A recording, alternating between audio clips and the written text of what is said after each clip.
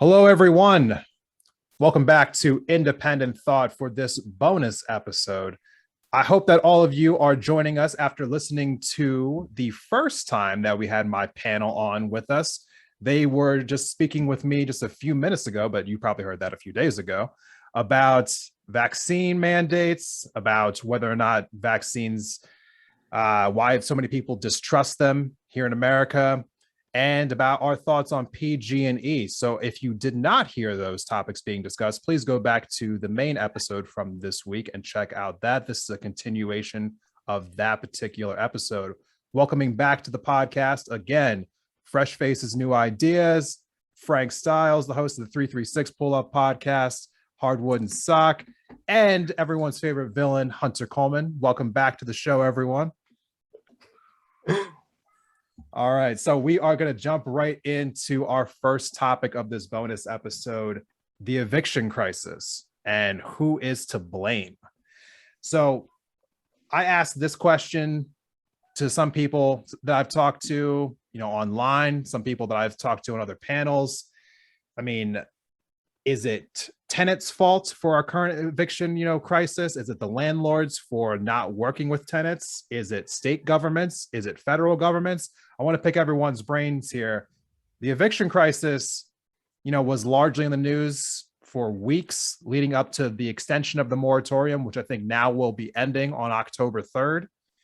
And when that date comes, who knows if they're going to extend it again, but we don't really know if they're going to. Either way, it just feels like they're putting a Band-Aid on a problem that they're not solving.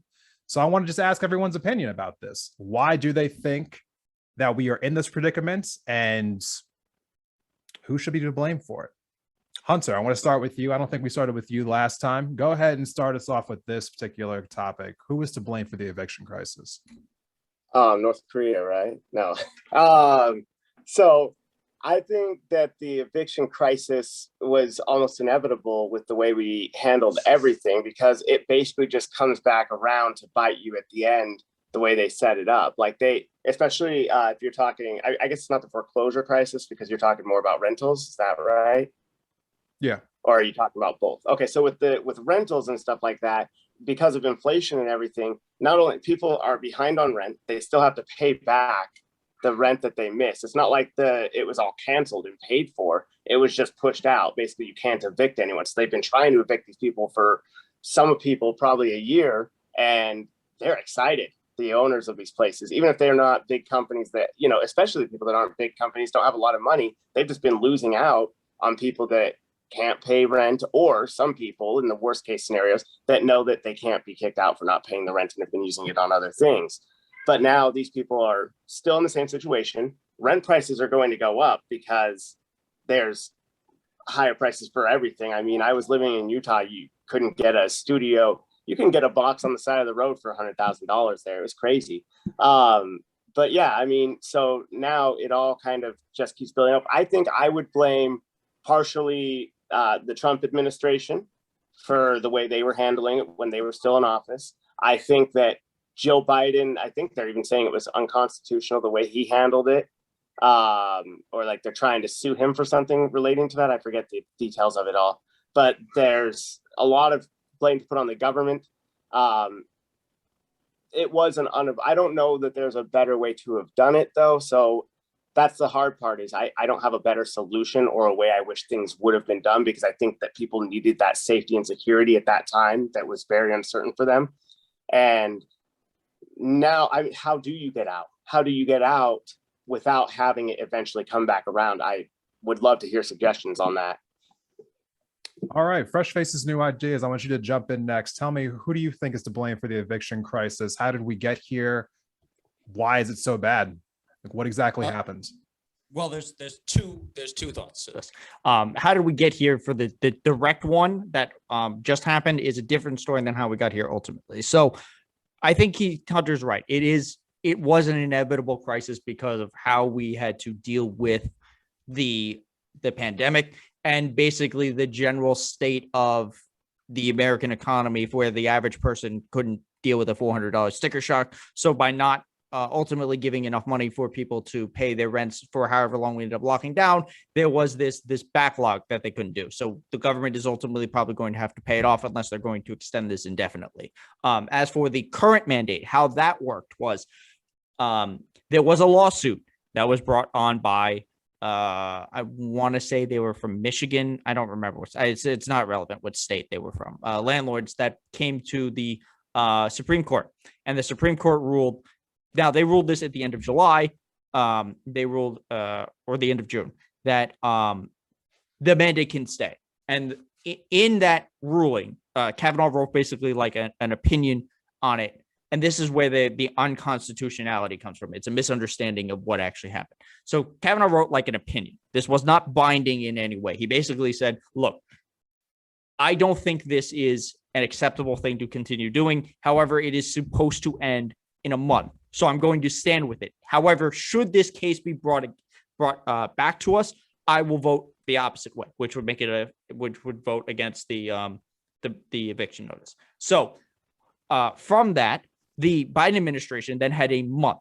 They had a month in advance to know that the eviction moratorium was going to come out, and that the hope that they had to do this through law. They would have to pass some type of law to do this.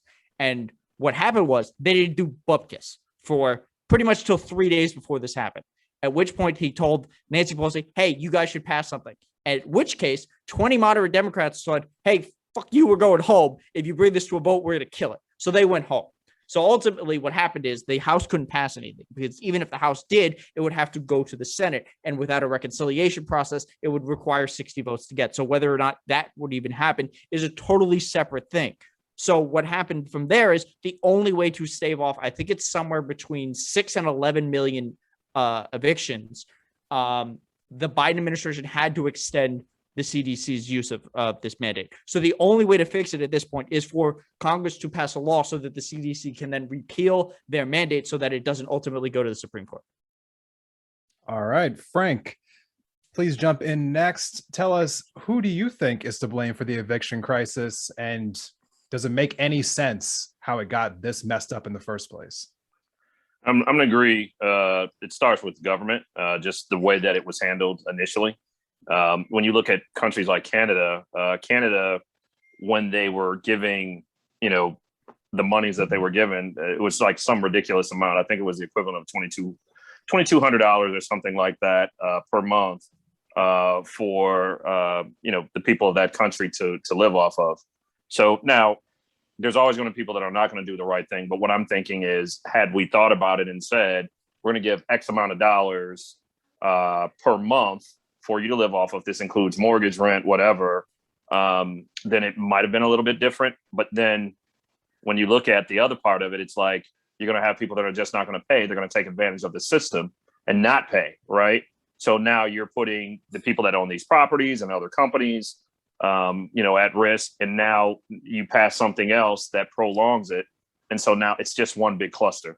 So I think starting at the top, it's government. But at the end of the day, here in North Carolina, I know there are funds that have been given for landlords here.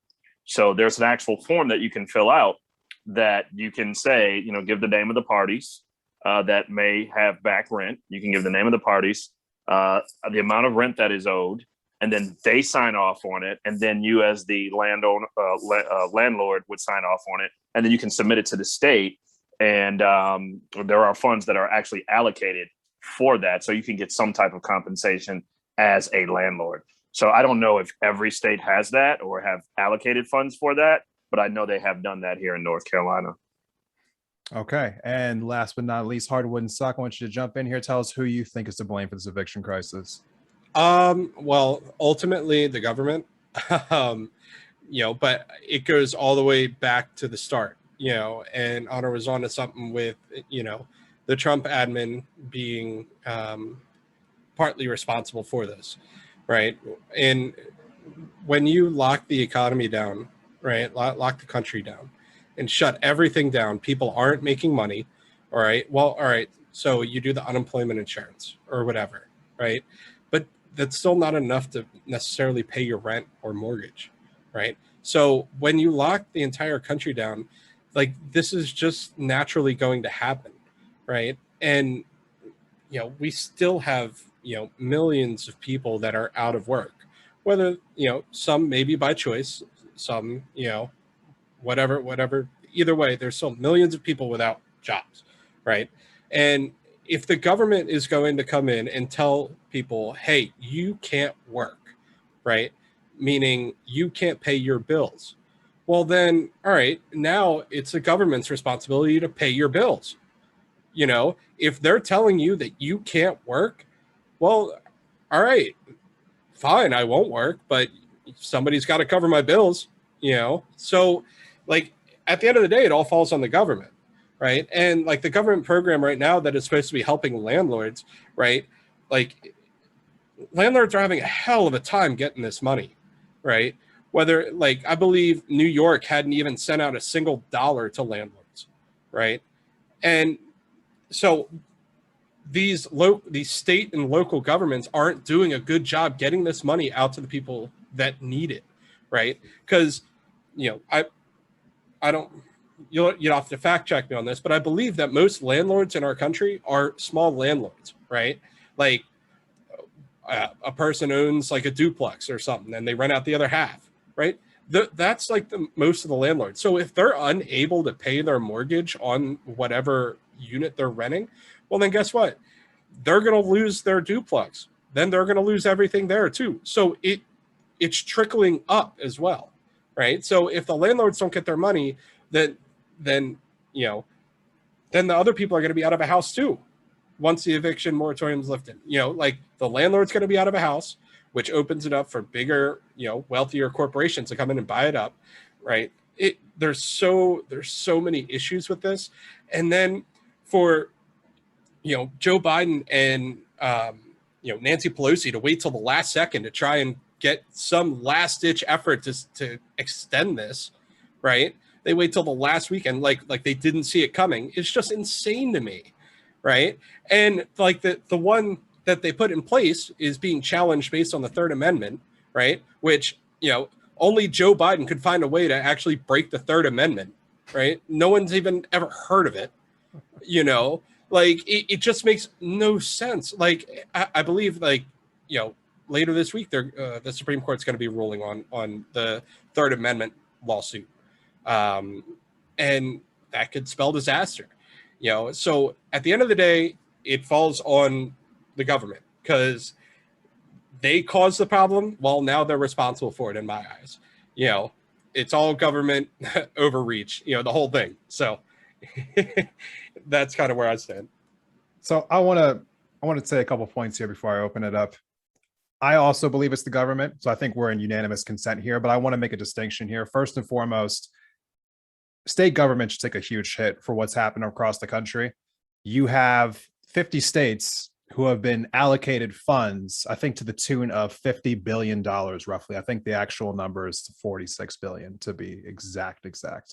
And of that figure, I think, I haven't checked as of this week, but as of last week, only 3 billion of said 46 billion had actually been allocated. And that money was specifically to shore up people who were dealing with this issue as far as back rent was concerned. It was also supposed to be going out to landlords to help them for this exact issue.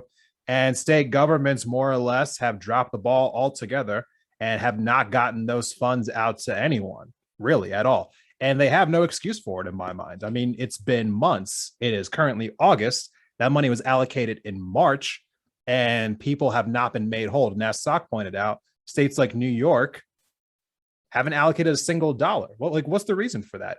I mean, some of them claim that they didn't have the infrastructure in place, and that in and of itself is an issue. How is it that you don't have the infrastructure in place to disseminate funds to people? It shouldn't be that hard of an issue. But on top of that fact, Sock, you have another good point there, is that the federal government, this could have been easily mitigated by them from the absolute beginning had they just done the most basic, obvious thing in the world, which is they could have went to banks and said, hey, I want you to suspend all mortgage payments and we'll shore you up. And so that way homeowners wouldn't have to be responsible for those things while our country was locked down. And they could have went to landlords essentially and try to shore them up, make sure direct payments were sent out to landlords the same way we got stimulus checks. And that way ask landlords across the country to freeze rental payments for people. I mean, and we say we don't have money for these things, but we've had money for war for the longest time. So I think we could find money when we really want to. So that's kind of more or less where I stand on this. This is a combination of failure from federal government and state government. Does anyone feel differently about my opinion? No, but I do have some points to back what you're saying. Yeah, go ahead, jump in here. So two things. Part of the issue, I think, with the fact that the government hasn't given this out is because there's not enough push to let people know it's there. Like we've said, you have to kind of find these resources by yourself. So the fact that New York has given out none is a problem. Like, I don't see how hard it would be. There's 17 different variations of New York commercials of "We're New York tough, go get vaccinated." How hard could it be to make 2 or 3 say, "Hey, you want to stay in your house? Go to this website, get this fucking money." That would be a possibility. The other thing is, part of the reason we haven't given it out is because the government, certain governments have made it harder for people to get money. And they've done this through making it very difficult to get unemployment. And I don't know if because we lack such a fundamental ability to hand out that type of money, if that affected the actual infrastructure in other places. An example was Florida. During the Florida pandemic, one of the things Florida bragged about was that they'd given out something like 6% of unemployment.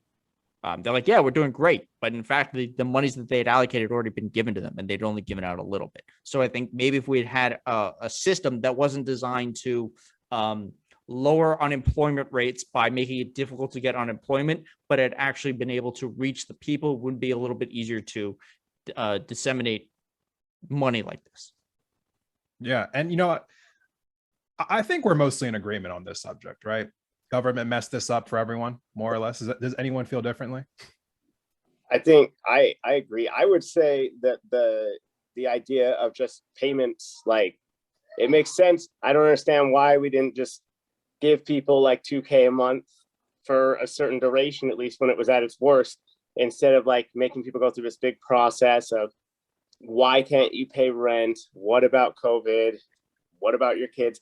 Just, I think we could have done that on a more consistent basis. And I think that if we had Democrats in control of everything at that point, I think that's probably what would have happened. I think that actually, for whatever reason, some Republicans were for it, but a lot of Republicans just would not get on board with that idea.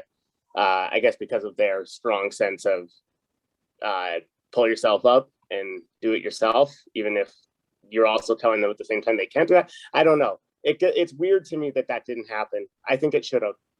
So. Yeah. So I don't think there's a whole lot of debate here between us. I'm not going to drag this topic out because I don't think that we need to. Eviction crisis, government's fault. What the hell is going on with them? We're going to take a quick break, but when we come back from that break, we're going to discuss critical race theory because I think there'll be less agreement about that particular subject. So we'll be right back.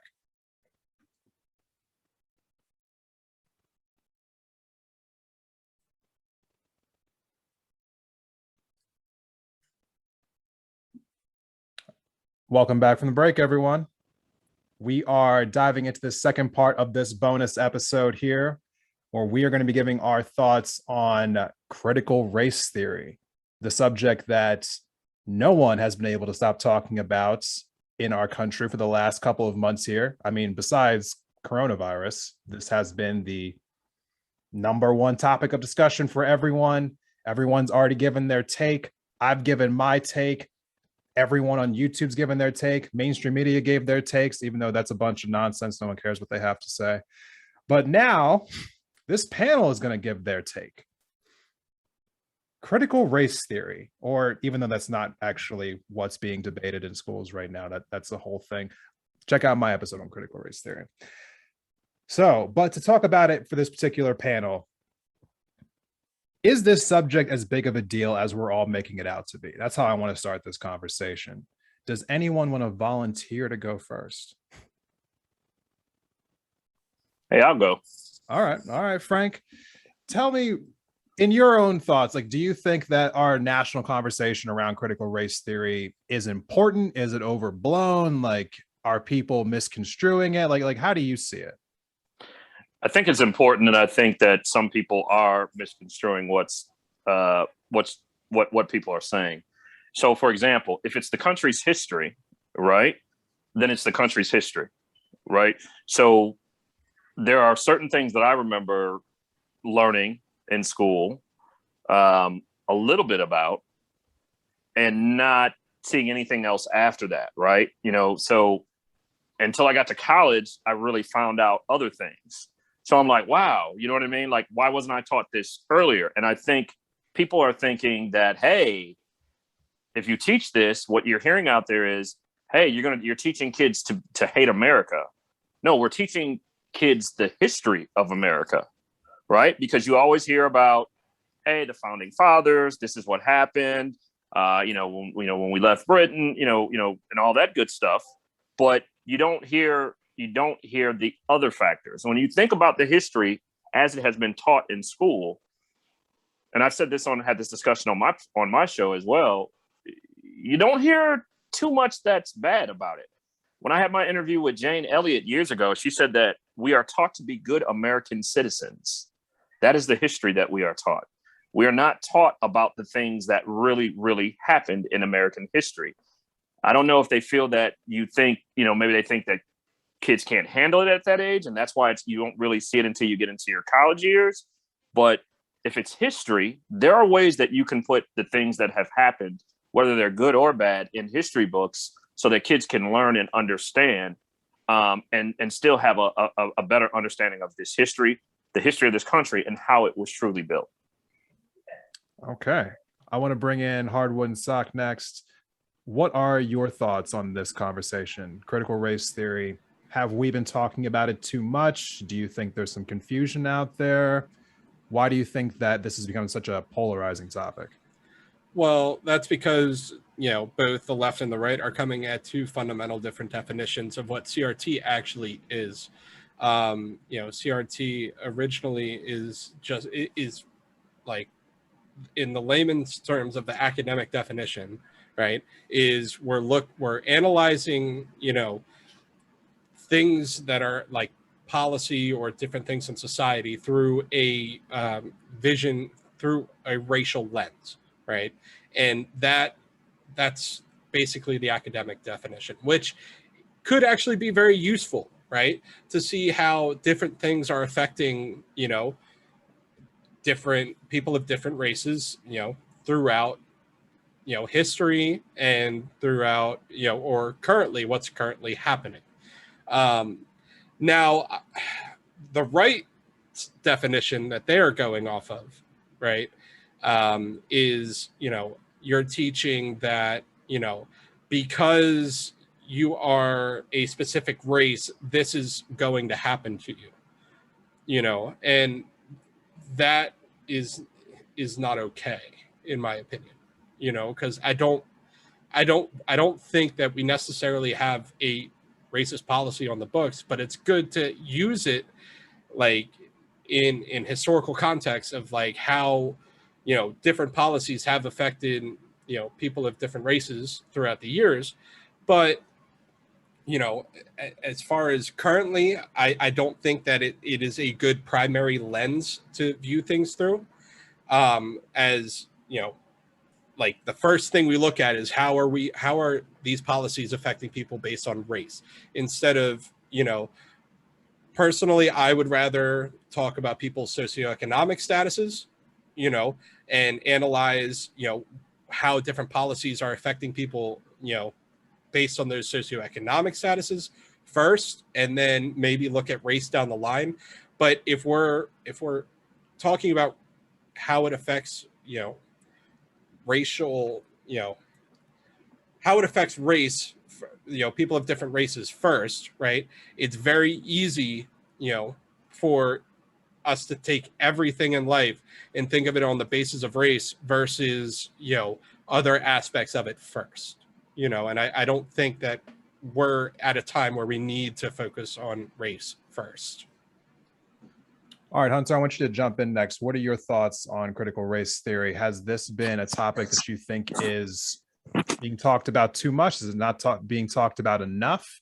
Do you think that there is confusion that is naturally occurring, or are people going out of their way to make this a more confusing subject? So I actually want to ask a few questions to make sure that I understand what we're really talking about, because it does get so. What do you mean by critical race theory in the context of this conversation? Is it teaching in school about the tragedies that have happened, or is it more talking about like what we should do now based on what's happened? What are you meaning exactly? Right. So I'll set the screen. I'll set the scene a little bit. So right now there is a push, I think, around our country to change how we talk about our history and the implications it's had, in our society, as far as what happened and how it lends itself to systemic racism, how treatment of minorities has perpetuated through different sectors of our society, whether that's through housing or other economic factors. And so schools are now trying to incorporate that more into the curriculum and talking about how these events in history have led to these events which still affect us today.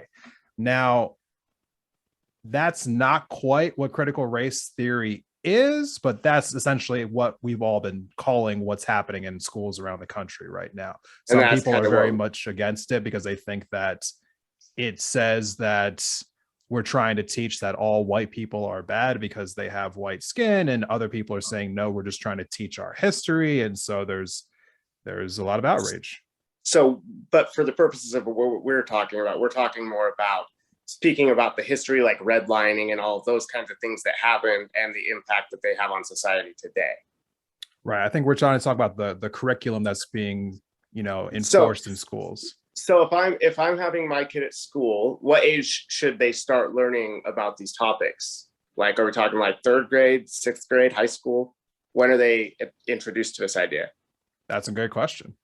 So, okay, I guess I can kind of go from there. So I don't want my child at a young age to focus on anything other than math, science, history, which is fine. You can talk about the things that happened in history, but I would prefer not to talk about their implications on our current lives because they're too young to really grasp it. And I don't want them to focus on skin color at all at a young age. I don't want them to think about it. Just like I don't want them to be like, does Christopher have blue eyes or brown eyes at school, honey?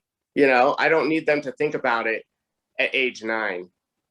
In high school, they're obviously going to have figured out that maybe there were differences and like seen in movies and stuff. Especially, I was watching Hot Chick last night with my wife, and you could not make that movie today. There's a whole thing where like Ling Ling is like a girl, and they've named her it's like a racist name to begin with, and then her mom is like trying to incorporate into Black culture because her daughter's. I mean, it's pretty brutal. Although, I mean, at the time it was considered funny. So things have changed, but I mean, kids are going to see that kind of stuff.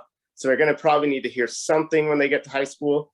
I don't know. I feel like I learned good lessons in high school. Martin Luther King was a big deal, and treat others as you like to be treated, and judge man by the content of his character, not the color of his skin. I thought that was a good lesson that I felt a lot of people learned where I went to school. And I've never really seen race as a big factor in how I treat a person. I definitely think like clothing choices and culture around certain things affects the way people see people. And so whether someone chooses to wear baggy pants and wife beaters or a suit impacts how I see someone, I'm sure. And maybe that's good or bad. I don't know. I think that as far as my kids, I'd rather them focus on subjects that make them better, more productive members of society, instead of always worrying about how can I make sure that everyone feels like they're being treated fairly. Okay, fresh faces, new ideas. You are the last person on this topic. What are your thoughts on critical race theory? Do you agree with some of the other sentiments on the panel? Do you disagree? Where do you fall at? Look, I think we all kind of agree that the idea of critical race theory being taught in like elementary schools is kind of ridiculous. I think the broader question really is, how do we teach the history of this country and the impacts it's had on minorities throughout history? At what age do we teach certain things? How do we whitewash certain teachings? Things like celebrating Columbus, things like the truth about like Martin Luther King being a democratic socialist, things like the Tulsa massacres, things like Rosewood, things are or not Rose, Stonewall. the gay, the LGBT rights and stuff. How do we teach these things are more important? The brand of critical race theory itself is been used as it's literally been used as a boogeyman. The guy who started this, Christopher Rufo, literally said we're going to put all of this stuff under this umbrella and make it a big scary thing. It's mostly nonsense. The things that they're arguing. And look, there's absolutely things that we can all agree are just weird and probably shouldn't be taught to kids. The occasional teacher in Ohio where they find them that they're like separating them based on race or something, where they're teaching spirit murder or whatever, these like weird trying to be like attempting to be good, but they're like not effective teachings. We can all agree those are a problem. But as it stands, it's not critical race theory. I think a lot of this design is not just to whitewash history, but it's also a conservative push against the public education system. And that's a different topic. But I think ultimately it comes down to, are we going to teach them the actual history, and when should we be teaching them, I think is really the question. All right. So before we open up the panel here, I kind of want to just give my thoughts on this. This subject has just flat out just pissed me off the last few months in ways that I can't even, I don't know if I can give a measured response to it, truthfully. Because I think when I was listening to I was listening to a mom right outside where I grew up at, like right outside of Philly. And she was talking about the reasons why she didn't want her kid learning about this in schools. And she was giving a public testimony to the school board. And she said, millions of people died in the Civil War so that Black people could be free. And we haven't had an issue with racism since then. And I don't want you indoctrinating my children. And I about lost my damn mind. Because that in and of itself is enough proof that we aren't teaching what we need to be teaching in school. Just that one statement, because it's like, you don't know about what Jim Crow laws were. You must think that lynchings just stopped after the Civil War ended. You must not understand about the fact that, Black people weren't even allowed to marry white people until the age, I think it was 1967. They weren't allowed to attend the same schools, and then even after all the civil rights legislation came through the 1960s about how hiring practices are still, even to this day, discriminated against people with minorities, because people with ethnic sounding names don't get as many callbacks as people who have white sounding names, about people who are Black are getting longer prison sentences than white people are, because that's completely discretionary, and that is still happening to this day. So it's, if we don't want to talk about how exactly this long history of mistreatment of minorities still impacts us today, I think people should just come out and say it. I mean, just truthfully speaking, because the evidence is quite clear that yes, slavery ended 150 years ago. Yes, civil rights legislation came through the 1960s, but this very much still affects us today. And the fact that so many people don't seem to know that tells us that we haven't been teaching that. Now, I think there's a difference between teaching it and making people feel bad about it. I don't want white kids going to school and then coming out of school thinking I'm a bad person because I have white skin. I don't want that. I don't want anything about that. But at the same time, I think there's a huge gray area in between demonizing people for having white skin and telling the truth about what happened to people who didn't have white skin. There's a middle ground in there, and I think we should find it. And I don't think we're going to find it if people are creating this hysteria about they're trying to indoctrinate our children. That line is a bunch of bullshit to me. I just want to put that out there a little bit. But if anyone has some disagreements about what I just said, I will gladly open up the panel now so that we can have a little bit of cross talk. Does anyone feel differently? Or maybe you kind of want to just add some context to what I just said? I would say this. I don't think that they're worried about anyone being indoctrinated to feel bad about their color of their skin. I think they're worried about the questions that will be posed to them by their kids. You have a different generation now, right? So you have a different generation of kids. And what happens is when they looked at things that were happening last year during the summer, more and more kids, even on social media, they were putting videos out there questioning their parents about certain things. and their parents were actually being captured saying things that were ignorant, saying things that were stereotypical. And so that's what you run into, right? So maybe this whole stupid thing of racism would end if we started teaching about, hey, this is our past, right? This is our past. This is our past, and this is how it led up to where we are now, right? Doesn't mean that you're a bad person, but we want you to understand, don't treat people this way. The things that you hear and say, you need to know you need to know a person by the content of their character and who they are as a person. And, Hunter said earlier, we're always taught about Martin Luther King, but there are so many other people in history that we're not taught about, or that people don't know about, that have done great things. So, it's just one of those situations where I think that's what they're scared of. And I call bullshit with you, Desmond. I saw that interview that you were referring to, or that clip where the lady in Philly was saying that. And I'm like, what planet is she living on? Well, a lot of those people truly believe that because they have never interacted with anyone of color. And when you don't interact with a person of color, then how are you going to understand that person, right? How are you going to understand what their culture is? How are you going to understand why they act this way, in their circumstances? So what better way to combat that than to teach it at the right age? And that's my opinion on it. So yeah, let me just kind of like move the conversation, this way.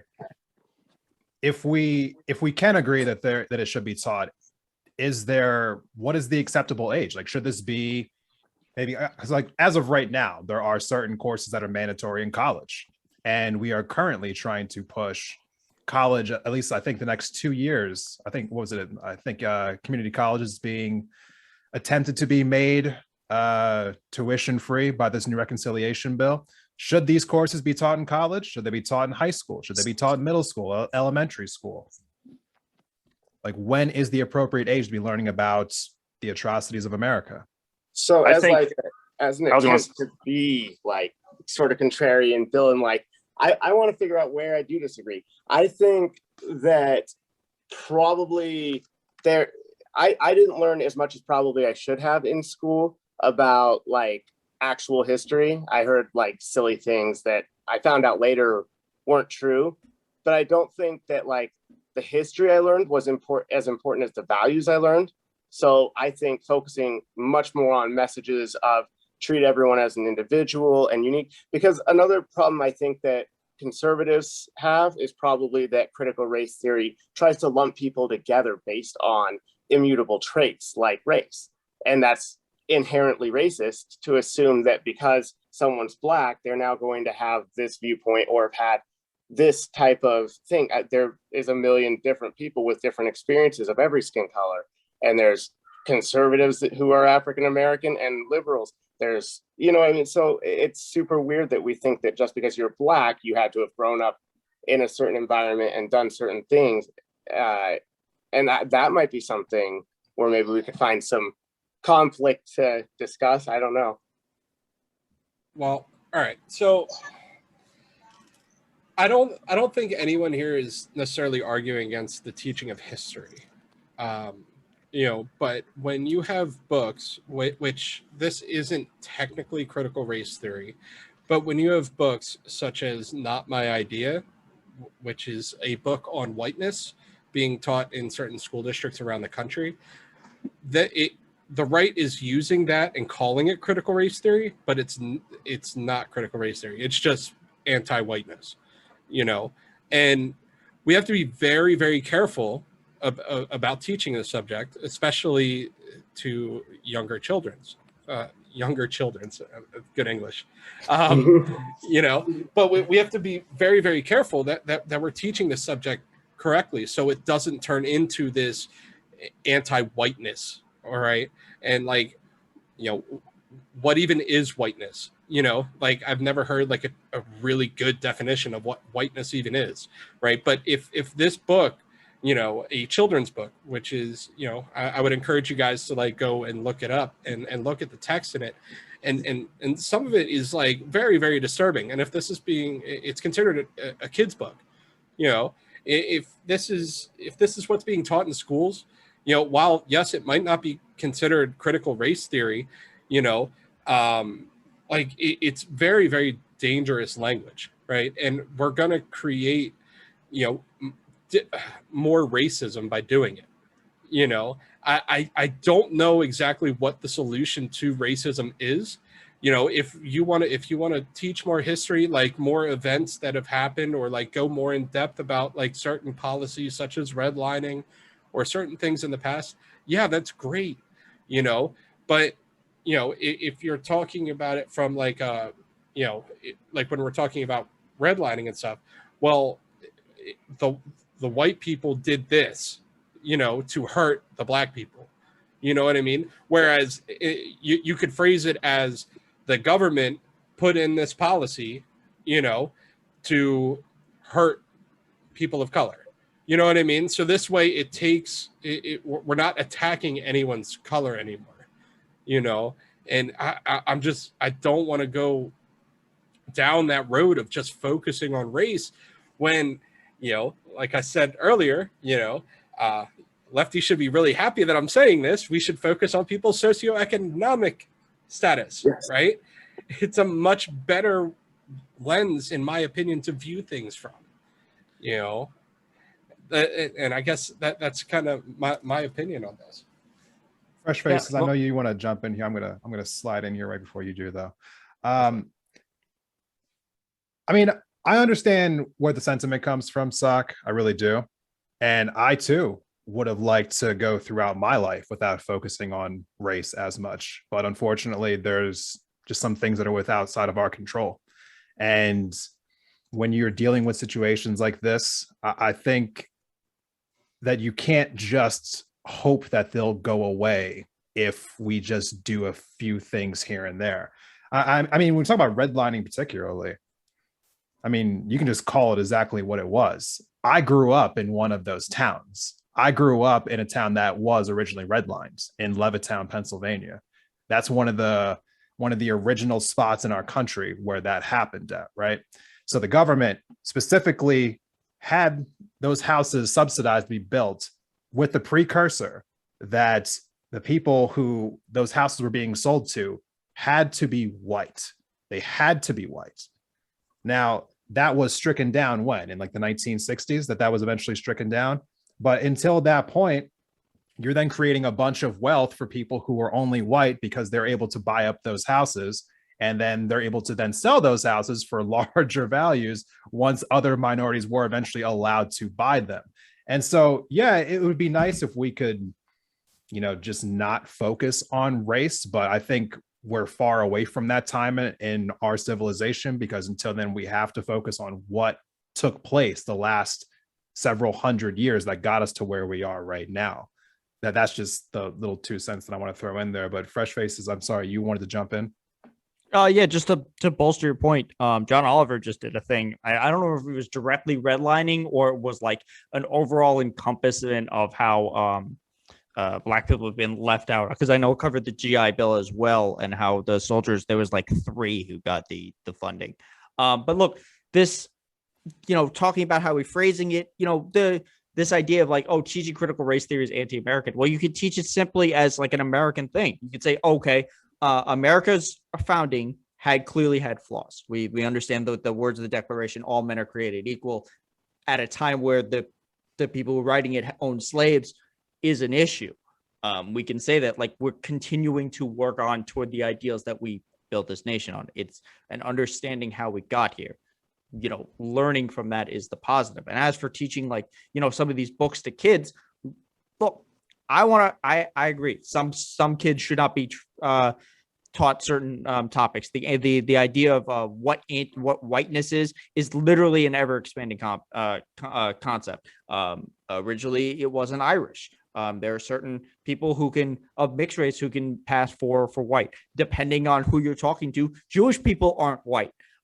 It's an ever expanding compass. So it's not like a definition of what it is. And to go back very quickly to the books things, like, look, if we're going to point out books that are problematic, PragerU has an entire thing just for kids. And there's this lunatic, Ashley St. Clair, who has this book lines of things called Brave Books. If you want to pull your hair out, go check out their thing, because it's with her and Jack Posobiec, and they're arguing that teaching people about trans kids is bad. Just the existence of trans kids. So look, there's obviously going to be some type of weird propaganda. This anti-whiteness, whether it's the white fragility, Robin DiAngelo shit, or whichever books you were talking about, Sock, they're a problem. We could, can we change how we refer to things? Yeah. Making it more, America is great, but has had problems is fine.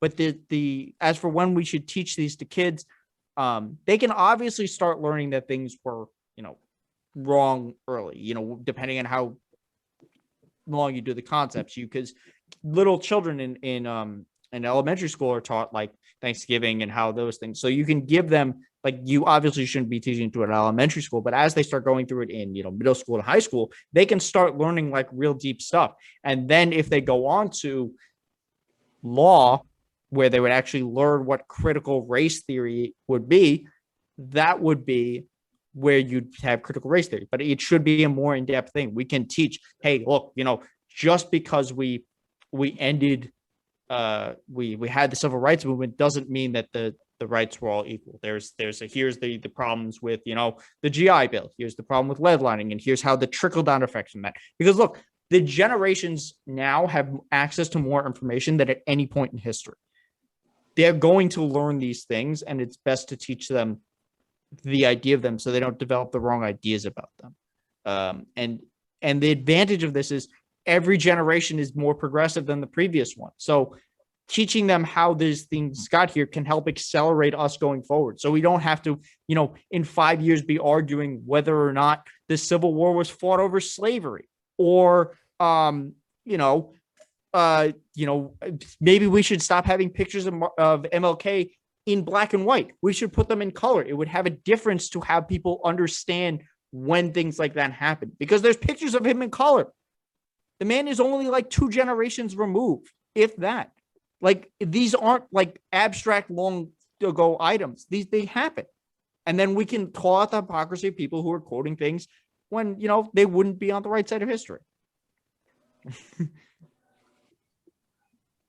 Right. So I think, unless we have, does anyone want to jump in for a rebuttal? Because if not, I think we could move on to our final topic of the day. But does anyone have something else they want to add to this conversation before we move on? I think that was really well said. I'll add that. All right. A little civility at the end, always appreciated. Let's finish off this conversation with Afghanistan. There have been numerous reports coming out about the Taliban sweeping across that country, retaking several cities. And I think as of this morning that we were recording this, they are either outside of the capital, Kabul, or they're just gone now into the city. They're one of their members, though, has been announced as president. Right. So now a member of the Taliban has now been announced as the president of the nation. So that was a humongous descent from where they were at a month ago to where they are at currently. Joe Biden has not said that he has any plans on canceling his withdrawal, but I'm sure that plenty in the media are having that debate today. So now we are going to have that debate today. And I'm going to start off this conversation with Hardwoodensock. Been quiet for a little bit here. I want to get your thoughts on Afghanistan. What exactly should we think of this, of what's happening over there? Should we continue withdrawing? What are your thoughts? I mean, it's a very sad reality of like what's actually happening over there. Nobody wants to see the Taliban take over the country. But having said that, it's time. It was time for us to get out of there. And this was always going to be a possibility, but we can't stay there forever. We're not creating, another territory on the other side of the country. We were there 20 years. We tried to build their government up. We tried to train their military, dumping, I believe, like $2.2 trillion is what we spent on the war in Afghanistan. We spent $2.2 trillion over there. And, Joe Biden made a speech 36 days ago and the Capitol has fallen. I think, since the Taliban really started their offensive, it took a little over 72 hours. We spent 20 years there and $2.2 trillion. For me personally, I would have loved to see that 2.2 trillion be spent here. That would have been great. That would have been fantastic. And but this isn't to minimize like the human rights abuses that are going to happen there. But we can't act like the government that we had put in place didn't have their own issues, right? Like there have been reports of, children stuff. And I don't want to get too into that. Yeah, we don't have to get into that. By the people that we supported, but like the people coming in are going to do the same stuff. It's just so messed up. Like, who do we back? But we can't always be the world police. It's sad. It's terrible, but we spent a lot of money there trying to fix it. And it's always, unfortunately, I don't think that no matter how long we stay there, it's going to get any better. All right, fresh faces, new ideas. I want you to jump in next. Tell me, what are your thoughts on what's happening in Afghanistan? Should we continue with our withdrawal? Well, yeah, we should. Look, so I'm going to dive more depth into this tomorrow after we're recording this, because this will probably come out after I've covered this. Look, there's a lot going on. The absolute failure of the Afghani army after all this time is terrible, and we have to figure out how that happened, because who was training them? How did they fail so quickly? Where did all these resources that we put in go? We do have to understand that there is going to be some type of humanitarian crisis in Afghanistan from this power struggle, from the inevitable refugees. You're already starting to see that people are saying America's not going to take any refugees. We took them all last time, which just fundamentally is not true. We have to ignore the crowd pushing of people like Tom Cotton saying this is obviously a couple of hours ago, we need to bomb every Afghan or every Taliban in Kabul. Well, how are you going to do that? Yeah, or Mitch McConnell saying that we need to drop airstrikes on them. Like, these are not effective strategies. Where there's a lot of history we have to go through. We have to understand the Trump administration's impact on this, as well as the Biden administration's impact. Neither of them handled it correctly. The Biden administration, I don't know how their information was so poorly sourced that they were like, yeah, look, we think the Taliban is probably going to control most of the outlying regions, but the cities themselves will be fine. And then it turned out they were just completely wrong. We have to figure out how our intelligence was so bad at this, because that is a huge problem. We need to understand for next time, because there will be a next time. I really do feel like at some point there's a chance in the next, if not in this election, but in the next election, there will be a presidential candidate running on going back in. And I think that's just unbelievable that will happen. We got to be aware there's going to be a lot of coming from this. Running to say impeach Biden, or this is the woke military, is reductive and not understanding that this is a complex issue with a lot of moving pieces, that you have to understand both sides of history. Did Trump handle this completely well? No. Did Joe Biden handle this completely well? No. But the fact that we've been there for 20 years, and the fact that the American people want to go out for so long is we should be out. We're pulling out. Did we do it effectively? No, because we didn't build the country for it. But let's not forget, this is not all just on Trump and Biden. This goes back to Bush. This goes back to Obama. Obama was the longest serving president to oversee this war. It's like this is so much more complicated than what's happened in the last 6 to 10 months that we have to, we're going to spend years trying to figure this out. And we should, because the next time we saber rattle or some dipshit wants us to go attack whatever Middle Eastern country we're bombing Uruguay, we need to understand where our failures are. And it's generally nation building. Okay. Frank Stylz, I want you to jump in here next. What are your thoughts on what's happening in Afghanistan? Do you think that we should continue the withdrawal? I mean, at some point, this was inevitable, in my opinion, just because, how long can you stay over there? Right? How long can you stay over there? And when is that country going to stand up for itself?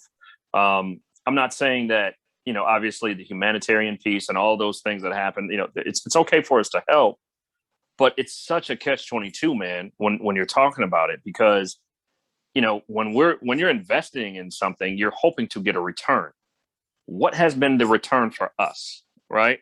Now we're in a situation where if we spend all this money in investing in this country to train them, to teach them how to defend themselves against the Taliban, and it's the same outcome, and then when we try to leave, these groups come up because, hey, you didn't stay and help build our country properly.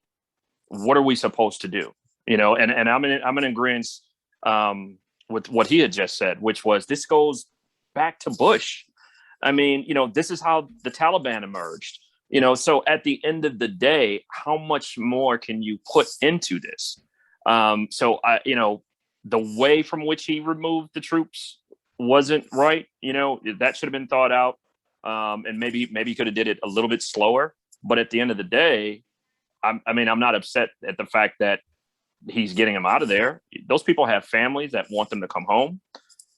We need to deal with more issues here in America, in my opinion, than over there.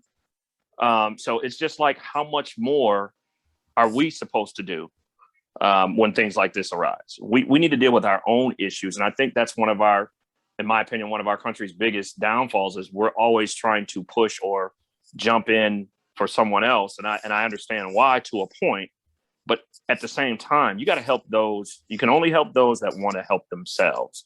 And I don't really see them trying to help themselves. That's my biggest beef. Okay. And last but not least, Hunter, I want you to jump in. What are your thoughts on this? Should we continue withdrawal?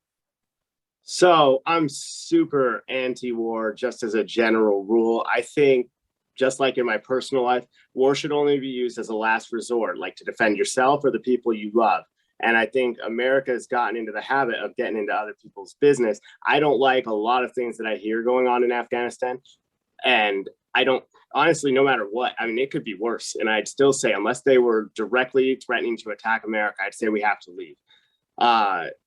The fact that we were there for 20 years and we still, at the end of all of this, the moment we leave, they're taking over, that means they were already taken over. It was not just a sudden thing that randomly happened because we're leaving. That means they were behind the scenes running the thing the whole entire time, and we just didn't know it, which means that we spent, was it 2.3 trillion? I don't know the number exactly, but that's it's a big amount of money that went to that.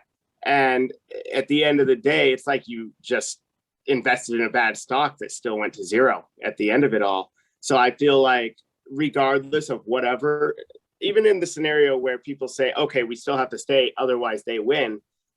When do you ever leave? What have you accomplished? And what are you going to accomplish in the next, 5-10 years? Or are you just going to spend a bunch more money and then still in this situation where you're like, okay, we have to leave, and then they still take over another 10? They already took over. It's not even a real takeover. It's super weird. And I think, as much as it's sort of a conspiracy, I guess, but I think there's a lot of people with a lot of money interest in keeping these things going. So having these big scares when you actually try to push it and say, nope, we're leaving, don't care what happens, we have to get out, they're going to do everything they can to scare everyone into staying so that they can keep that money rolling. Yeah, you kind of stole my thunder a little bit there. I was about to talk about the money side of it here for a second. Yeah, let me put my spin on this conversation. The thing that is unfortunate, let's start with the human cost. Obviously, thousands of Americans died over there. How many tens of thousands, if not more, of civilians, Afghani civilians died during this conflict? Those lives aren't coming back. We have spent 2 decades, our longest conflict ever, in a country that we never officially declared war on. And throughout all of that, through $2.2 trillion worth of that, through thousands of people dying, a group of what we've always deemed as insurgents were basically able to hide out in caves until we left, and then essentially retook over in a matter of a few days after they decided they really wanted to. If that isn't the biggest example of complete inadequacy that I've ever heard of in my life that I don't know what is. But the question really becomes is, did we actually like accomplish what we set out there to accomplish? I mean, I think we would all say that the answer is no, but maybe other people would say yes, because I think what was actually accomplished was a lot of people who have defense contracts got very well paid.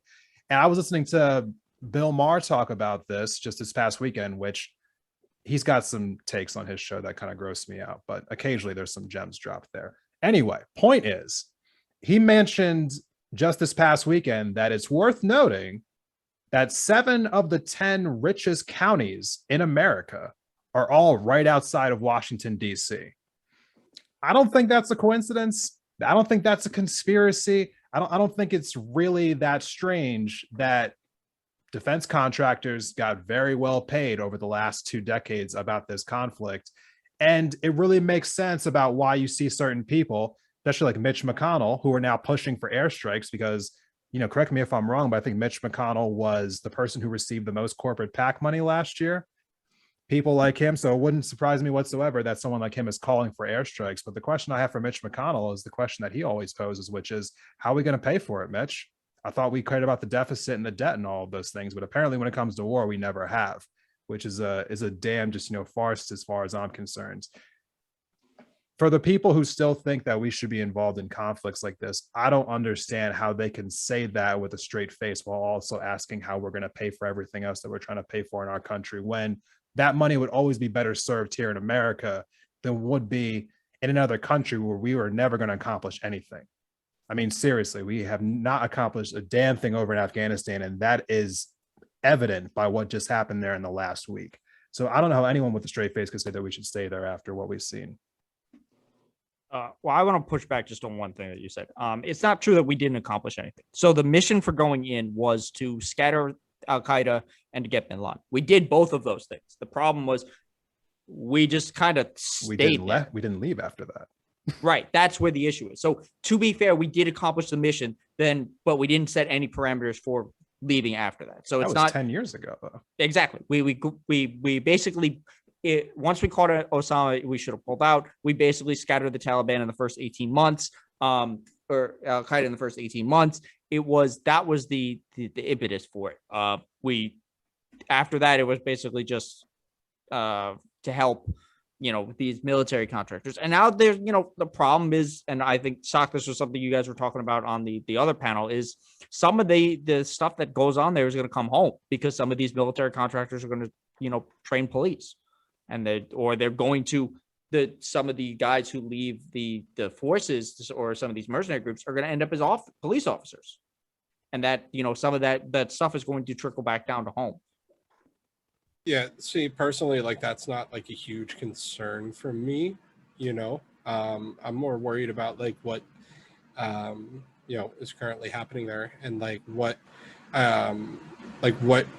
we did, what our responsibility is there, you know. And I don't know if we have one. You know, Afghanistan's been a mess for a very, very long time before we even stepped foot there. You know, if anything, you know, we did a lot for them. We built a lot of new buildings, you know, we gave some of them electricity, gave some of them plumbing, you know, gave the Taliban a bunch of nice guns and cars, you know, gave them, you know, a bunch of new infrastructure, you know, like, we did a lot there. But if we couldn't get, like, something that's going to come out of this, you know, whole debacle is a nationalism conversation, right? It's very easy to have a nationalism conversation about, you know, what happened there, right? If I don't think that the Afghan government had a good sense of nationalism behind them, which is one reason why, you know, the Taliban basically didn't even have to fight them to go and take over the country. You know, they kind of just walked in. It's really amazing, you know, from all the reports I'm seeing. Like, I don't see a lot of fighting. I see a bunch of hanging out, you know, with my new, you know, M16 from America, you know, like, that's what I'm seeing. I'm not seeing a bunch of fighting. So it's really like, well, I don't know, because like I can't say this for a fact, but it's like, is this what the people of Afghanistan wanted? You know, I'm sure there's some people that didn't, but that they didn't put up a fight for the values that we kind of forced upon them, you know. Imagine like that. so it's like, well they didn't want what we gave them. Okay, maybe I can't say this for a fact, but like I'm sure there's some people that loved what we did there, but I'm sure there's some people that hated what we did there. So it's a sad reality for the people that loved what we did, you know. But it, like, the whole thing's just insane. Like, and for people to suddenly flip flop, you know, some people on you know, the right and left, right, where, you know, Trump was all like, oh, let's get out of there, like, and everyone was like, all the Republicans were like, yeah, that's great. And then now, you know, Biden's in office and Biden's like, hey, let's get out of there. And some of the Republicans are like, nah, let's just bomb him, like, it's cool.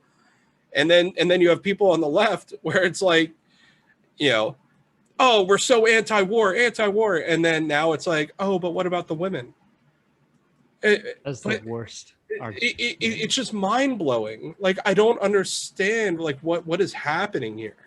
You Right, know, well, it's chilling for I think for defense contractors. I mean, at the end of the day, I mean, because truthfully, there's human rights atrocities that happen all over the globe, right?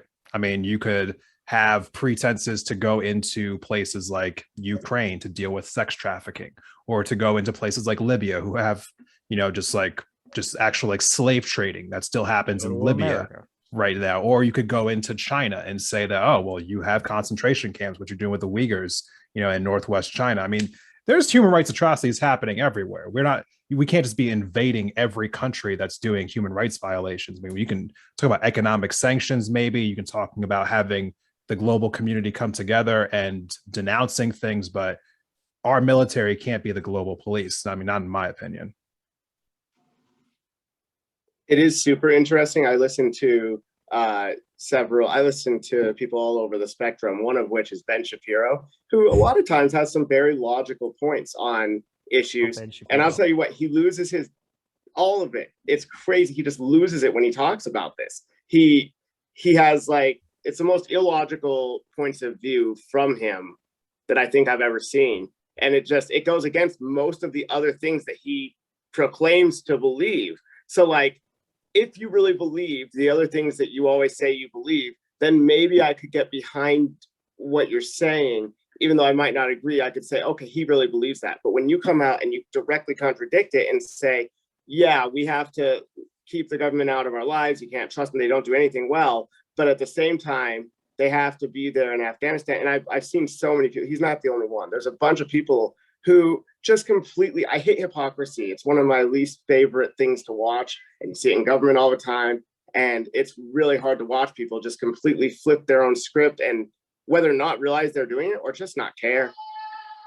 Yeah. If you don't like hypocrisy, a good way to do that is to listen to Ben Shapiro at half speeds, so that you can actually break down the things that he's saying, because it is like, so I didn't really like know a lot about him before I started doing streaming and stuff. It is a lot of hypocrisy. He's also like very anti-Muslim. He's been very clear about that. But look, no, this is going to take a long time, and the immediate reactions that we're going to get for the next couple of weeks, maybe to a month, they're going to be knee-jerk. We don't have nearly enough information about a vast majority of things, or the historical lens in which to judge these, in which for these statements. It's a tragedy. We have to finish the evacuation. I can't really imagine that they're like just on the thought process that they're going to try to fuck with Americans as they're leaving, because that's a really good way to get the Americans to come back.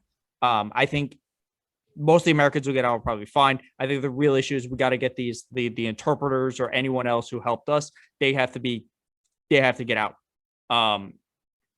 because they can't, like, they're going to die. and we made they made this sacrifice to help us, and we have to, at least, because whatever happens here, when something happens in the future, this is going to be the context people think of. Well, these Afghani people helped you for 20 years and you basically just left them. And that's something we can't have.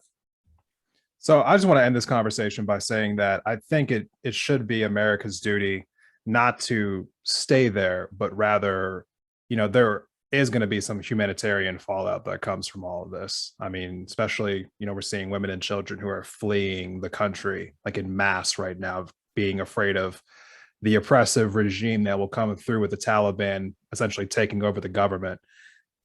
I think humanitarianly, we as a nation probably should take in some of these people.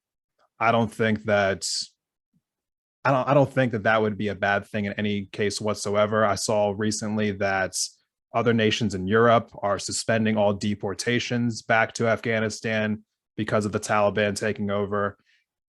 I think, given the devastation that we've laid on that country for the last 20 years, that's probably one of the things that we probably should do on our way out, is saying that if some people want to seek refuge here, that, you can for the time being and maybe permanently if the conditions over in Afghanistan don't really change with the Taliban taking over. But does anyone have any final thoughts before we close up? We're going to see, I think, especially from the people who are going to push that, it's going to be a dual track thing, because this simultaneously happens kind of with the release of the census, where it was that for like the first time that the population of white people dropped.